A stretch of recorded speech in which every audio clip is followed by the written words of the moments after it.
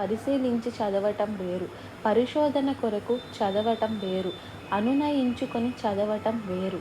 ఆ వాక్యాన్ని చదివిన వాక్య ప్రకారంగా జీవించినట్లు ప్రార్థన పూర్వకంగా చదవటం మరొక వంతు.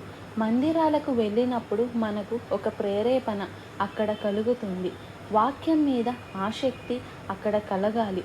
వాక్యంలో ఉన్న సత్యాలు మన హృదయాలను ఆకర్షించాలి. మన ప్రతి అవసరత తీరుస్తాడండి. దేవుని తలంపులన్నీ మనకు బయలుపరచబడతాయి. దేవుని ఉద్దేశాలు మనకు బయలుపరచబడతాయి. దేవుని మందిరాలకు వెళ్ళేది దేవుని వాక్యాన్ని చదవటం, ధ్యానించడం, నేర్చుకోవడం కోసం. చూడండి, ఒక చిన్న డిగ్రీ చేయాలంటే 3 సంవత్సరాలు 4 సంవత్సరాలు చదువుతున్నారు. మరి దేవుని గురించి పరిశోధన చేయుటకు, దేవుని గురించి తెలుసుకొనుటకు, దేవుని యొక్క గొప్ప కార్యం